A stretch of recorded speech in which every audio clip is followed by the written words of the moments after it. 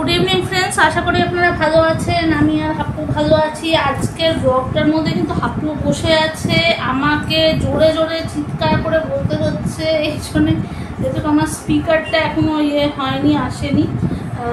আমি এখানে কোনো জায়গায় স্পিকার পাচ্ছি না, যেটা আর আমি এমনই একটা জায়গায় রয়েছি যেখানে স্পিকার পাচ্ছি না। আমাকে ইমলে আবার যেতে হবে, কিন্তু আমার টাইম হচ্ছে না, কারণ আমার ওর ওপর অনেকটা টাইম দিতে হচ্ছে।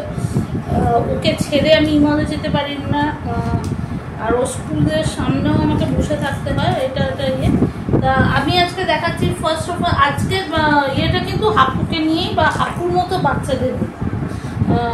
আমি ও স্কুল থেকে বলেছিল, কি হয়েছে আজকে এটা কিন্তু খুব থাকবে, মানে একদম যেহেতু হাপ্পু রয়েছে, যে আমি এরকম ওর জন্য স্ক্র্যাপ বুক বলেছিল, স্ক্র্যাপ বুকও ছিঁড়ে দিয়েছে।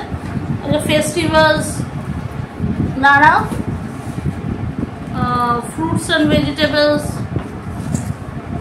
অটম সিজন, সিজন আপু পড়ে যাবে কিন্তু খুব। ঠিক আছে, ও দেখাচ্ছে ওর আরেকটা মোবাইল। ঠিক আছে, এই যে আমি মোটামুটি সিজনস অবধি, মানে অবধি দেখিয়েছি, কি বলে অটম সিজন অবধি দেখিয়েছি, সামার টু অটম। এবার উইন্টার আর স্প্রিংটা করতে হবে। আমি কি আচ্ছা দেখানো হয়েছে আন্তর্জাতিকদের, কি দেখবে দাদা?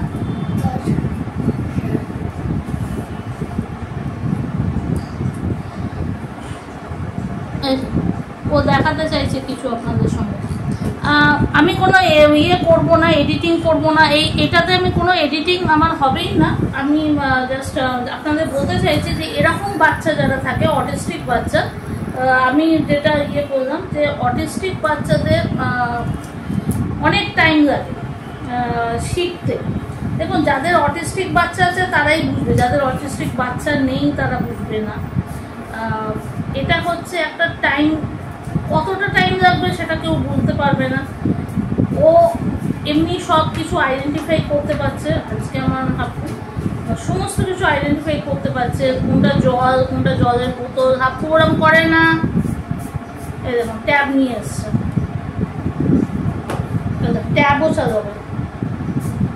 ট্যাব ফেলেও দিয়ে আমার 1200 টাকা নষ্ট করেছে।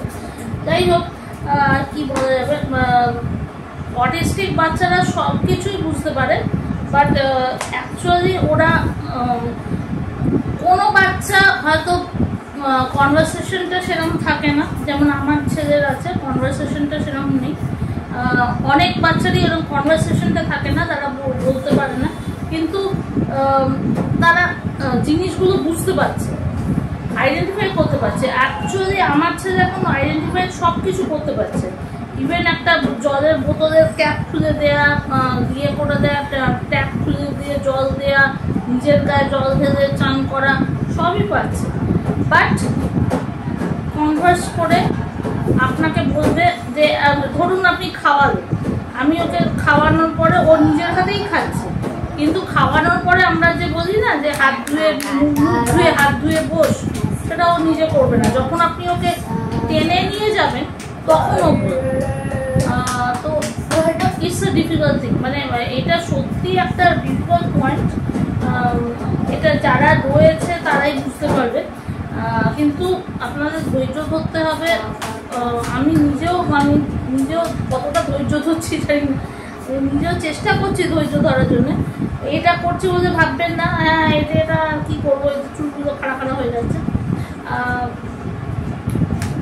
মানে আমি চেষ্টা করছি to be patient, more patient, to give more patience on him, কারণ ওকে আমাকে ঠিক করতেই হবে। কারণ এই সেপ্টেম্বরে ও 7 বছর হয়ে যাচ্ছে, আর 10 বছরের মধ্যে এইরকম চাইল্ডদের 10 বছরের মধ্যেই একটা লেভেলে ওরা এসে যায়। এই লেভেলটার মধ্যে আসার জন্যে আমি এখন মানে যথেষ্ট চেষ্টা করছি। এটা আমি জানি না আমি কতদূর সাকসেসফুল হব, বাট আমি চেষ্টা করে যাচ্ছি। আর যারা রয়েছে এরকম পেশেন্ট, দেখেছেন, দিচ্ছেন, দেখুন আপনাদের আমি দেখাচ্ছি। ও ট্যাবের ইয়েটা খুলতে পারছে না, পাসওয়ার্ডটা খুলতে পারছে না। পড়াশোনা না করলে যা হয়।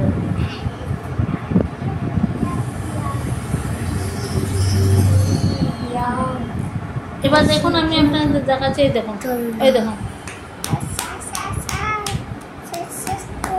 বাকি সব খুলে দেবে। এটা একটা অবভিয়াস একটা মানে যারা এরকম মা বাবা থাকেন তারাই বুঝতে পারবেন এটা অবভিয়াসলি একটা বিশাল বড় প্রবলেম, যে একটা বাচ্চা এরকম করে তাকে আমরা কী করে ঠিক করব। ঠিক করার কোন জায়গাটা আছে? স্পেশাল স্কুলে দিচ্ছি, দিচ্ছি, করছি, ওটি হচ্ছে, অপারেশন সব কিছু হচ্ছে, ওটি থেরাপি সেন্টার, এই সেই স্পিচ, সবেতেই হিউজ অ্যামাউন্ট অফ মানি আমাদের যাচ্ছে, কিন্তু আমরা মানে আমি হিন্দিতে বলতে যাচ্ছি, আমরা বুঝতে পারছি না যে অ্যাকচুয়ালি কিসে ও ঠিক হবে মানে একটা জায়গায় আসবে, হি শুড বি ইন্ডিপেন্ডেন্ট। আমি বলছি না ও ডাক্তার ইঞ্জিনিয়ার হবে, আমি বলছি ওটা একটা জায়গা স্টেবল হবে। দেখেছেন, আবার দেখছেন আমি আপনাদের কিছু ইয়েগুলো শো করাচ্ছি, ওরগুলো এই দেখুন।